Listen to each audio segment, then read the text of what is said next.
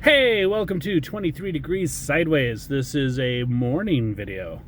You can tell by my fancy hair and my fancy shirt.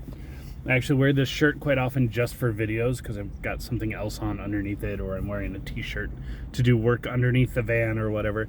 We're working on the bumper and the little bit of body damage that's on the front corner. I don't know what we're going to actually do with that right now. Like I don't have the tools to get in there and hammer the little dents out. But we're gonna take a look, see what it looks like underneath. I'd really like to have the flow, money flow, universe flow, people flow, whatever, to do a rear and front bumper swap on this. Not that I want anything specifically heavier, but I do feel this is one of those just general nomad things. General road trip things.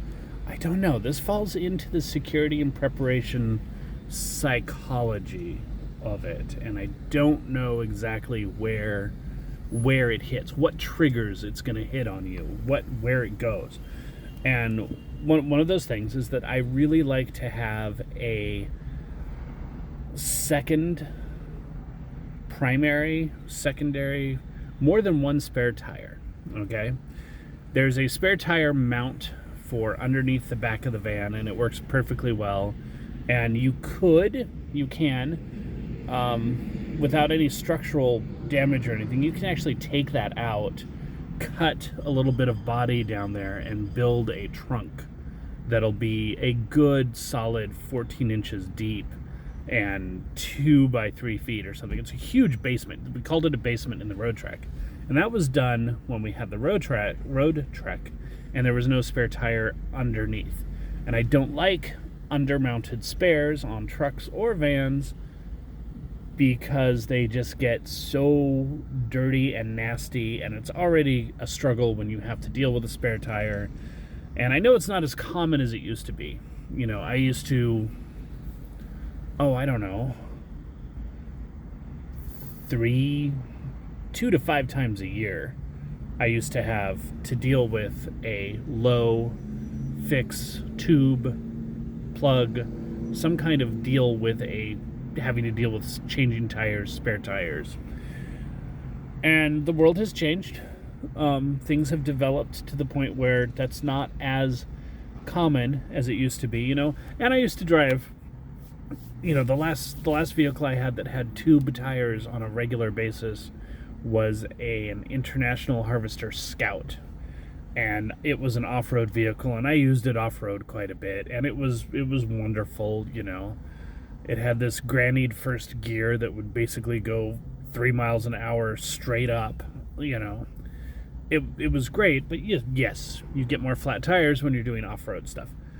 Farm vehicles is where I learned about tire quality, I guess.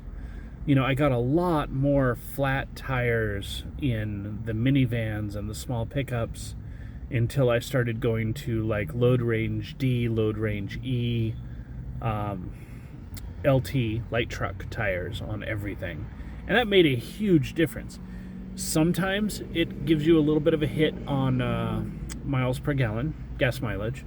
Sometimes it doesn't. You know, they're just bigger, sturdier, stiffer, beefier tires. They last longer. So even relatively minor grade tires, like the cheapest discount tires now, tend to work out better than, you know, being in the late 70s or the mid 80s or whatever.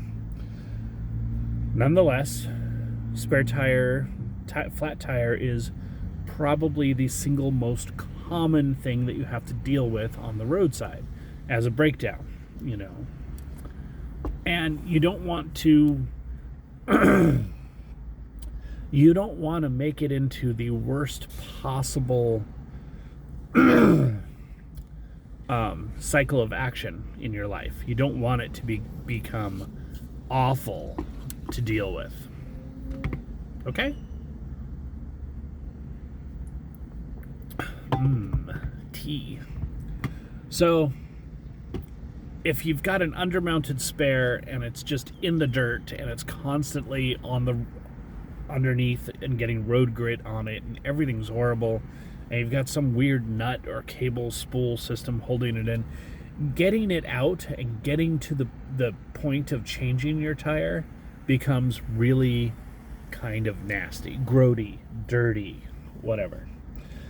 So, okay, you want to deal with that spare, you want to have it. If you've got the mount for it, you want to have it. It's out of the way, you can carry it, it's great.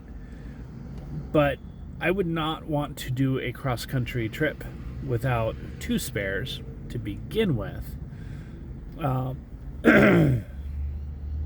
And depending on the tire size and some other factors and various things, I might even want a 3rd. Just because it's easier than dealing with a plug kit. And if you're doing the 2 spares, then you might want to have a spare that is good. In fact, you might want to have a spare tire that you rotate with your tires. Do a 5-way rotation. Make your tires last longer. Check everything. It works wonders. And then your spare is never completely tanked. Now, I would do that with a second spare that was mounted on a bumper. And that is really the key there. If I could get a front bumper for this van that had a spare tire mount, I would absolutely take it. That would just be fantastic. I want the spare tire mount, possibly a little lockbox for a tow chain or something that's just never, when it gets used, and when it doesn't, it's just, you want it out of the way, but you kind of want it there. But you don't want it to be like a big steal me theft magnet. So you don't want one of those $5,000 bumpers that has 3 toolboxes and 2 winches and all the stuff, because someone's going to unbolt that thing. Somewhere along the line that'll happen. So more like a small box that holds a set of jumper cables and a tow strap. That would be about it for me. Maybe a second jack. It depends on how much work you do on your car. But that front spare tire, that gives you 2 spares, one of which you just do not worry about. The one that's underneath, you spray it out once in a while, check to make sure that it's inflated once every 6 months or once every year or whenever you get on a lift for an oil change, whatever. And you just kind of ignore it. It's grody and it's gross. It's not where you want to be when you're dealing with the frustration of a flat tire, but it's a backup at that point. Like, it's a secondary. And you have your nice covered, use a cover, spare tire on the front that's part of your normal rotation, so you know that the bolts aren't frozen, you know that everything works, you know that it, you know how to deal with it. It's not going to be one of those things where it sat there for 20 years and the nuts rusted to the rim, you know.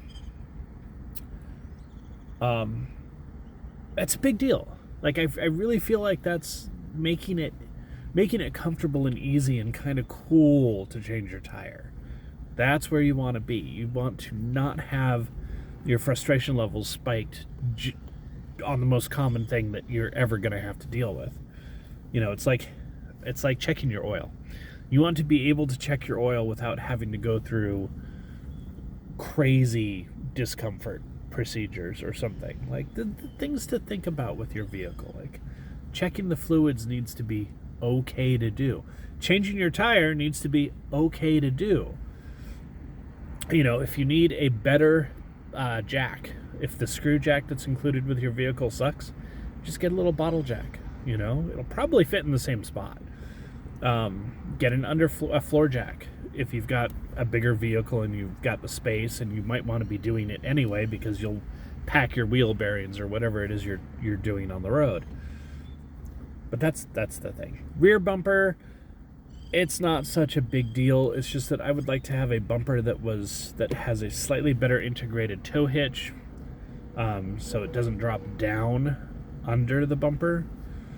And I would like to have a nicely integrated step on there. If the step happens to be 14 inches or so, then I can use it to strap something down if I've got something extra to carry, and that's fantastic. That's great, especially for camping. But I don't want to leave stuff on there. I don't want boxes back there. I don't want a huge amount of stuff. Having it be big enough to be a step is really nice. When you sleep in the back, you open the door, having a step, having something besides just a slippery chrome half-round bumper that you can't step on. Right? Makes sense. So these are easy fixes, but they tend to be expensive. You don't get bumper pieces for cheap, generally speaking. So I'm going to look for them, look at that over time. That's a project. And that goes hand in hand with getting the bumper off the front and looking at the front end creases. There's just a little bit of body damage there. And it's not frame damage. It's not even bumper damage. You know, there's a wrinkle in the bumper in one spot, but it's not like bent or anything. So we'll work on that. Other than that, I'm still doing fiddly electronics and electrical work in the van, finding all of the little spaces and spots and figuring out where the grounding issues are and such. And that's just, you know, life with complicated old wiring harnesses, I guess. That's all. So if there's a lesson for the video today, because sometimes there's a lesson, like the takeaway, something to deal with, is prepare yourself to make your emergencies or your maintenance issues or something that is predictable, make it comfortable. Like, think about your spare tire. Think about how to make it a little more comfortable to deal with that. You know, same thing with an oil change, because paying someone to do an oil change really gets out of hand fast, and you need to change your oil a lot when you're driving. So, you know, think about ways to make it easier, or just find a way to get it done well and cheaply. I recommend not using most of the chains for that. That's it. Stay sideways.